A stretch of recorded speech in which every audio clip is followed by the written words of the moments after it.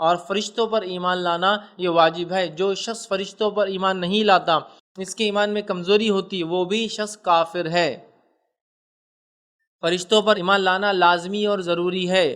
جو ان کے ساتھ انکار کرے یا ان کی کسی صفت کا انکار کرے، یاد رکھیے تو وہ انسان یا ان کو گالی گلوچ کرے یا ان کو برا بھلا کہے یا ان کو اپنا دشمن سمجھے، تو یاد رکھیے وہ شخص بھی کافر ہے۔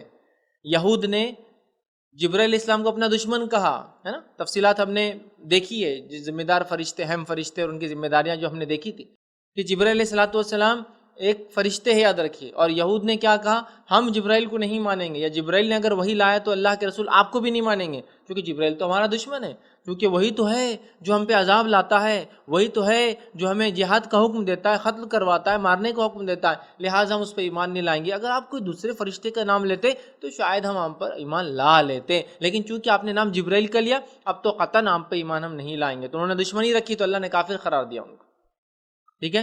تو یہ ایمان کا حصہ ہے، یاد رکھیے، اس میں کبھی کوئی کوتاہی اور کمزوری ہماری طرف سے ہم آنے نہ دے کسی بھی حال میں، یاد رکھیے۔ جیسا کہ مشرکین مکہ نے نعوذ باللہ فرشتوں کو اللہ کی بیٹیاں قرار دے دیا۔ کیا قرار دیا؟ فرشتوں کو اللہ کی بیٹیاں۔ اللہ نے جواب دیا، خود تو اپنے لیے بیٹے پسند کرتے ہوں اور اللہ کے لیے فرشتوں کو بیٹیاں کہتے ہو، مطلب کتنی تعجب اور امیزنگ چیز ہے۔ ویسے تو اللہ کو نہ بیٹا ہے نہ بیٹی ہے، لیکن خود تو اپنے لیے پسند کرتے ہو بیٹے، اور اللہ کے لیے فرشتوں کو کچھ کہہ بھی رہے ہو تو بیٹیاں کہہ رہے ہو۔ سبحان اللہ، اللہ کی ذات پاک ہے۔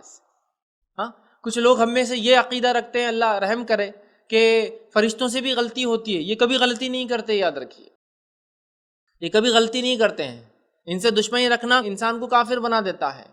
کچھ لوگ غلطیاں فرشتے کرتے ہیں، اس کی دلیل جو وہ لوگ دیتے کیا ہے؟ ابلیس بھی کیا تھا؟ فرشتہ تھا، اور پھر اس سے خطا ہوئی، غلطی ہوئی، اس نے اللہ کی بات نہیں مانی اور ایک ٹیم بنا لی، ایک گروپ بنا لیا اور شیطان بن گیا، اور وہ گروپ کو لے کر آدم علیہ السلام کو بہکایا۔ نعوذ باللہ، فرشتے کبھی اللہ کی نافرمانی کر ہی نہیں سکتے۔ جو یہ مانیں کہ فرشتے اللہ کی نافرمانی کرتے ہیں تو ظاہر سی بات ہے، یہ تو وہ مخلوق ہے جن کو آپشن ہی نہیں ہے، ان کو چوائس نہیں ہے۔ یہ وہ مخلوق نہیں ہے جن کو اختیار ہے ایمان لاؤ یا کفر کرو۔ یہ وہ مخلوق ہے اللہ کی جن کو کچھ آپشن نہیں ہے، یہ صرف اور صرف اللہ کی تسبیحات بیان کرتے ہیں، صبح اور شام جو کام اللہ نے ان کو دیا ہے وہ کام کرتے رہتے ہیں، یاد رکھیں۔ ہم میں سے کچھ لوگ یہ کہتے ہیں کہ فرشتے نافرمانی کرتے ہیں، نعوذ باللہ۔ یہود نے یہ کہا کہ جبریل ہمارا دشمن ہے، نعوذ باللہ۔ یا پھر کچھ لوگ یہ دعویٰ ہے جیسا کہ مشرکین مکہ تھے، وہ اللہ کی بیٹیاں کہتے تھے فرشتوں کو۔ ہمیں ان تمام عقیدوں سے ہٹ کر پاک اور شفاف جو اسلام کا عقیدہ ہے، ملائکہ کے تعلق سے، فرشتوں کے تعلق سے، وہ رکھنا ہے، اور اس میں کوئی کمی بیشی نہیں آنے دینا ہے۔ بہت احتیاط کے ساتھ، بہت پریکاشن کے ساتھ ہمیں ان چیزوں کو سیکھنا ہے۔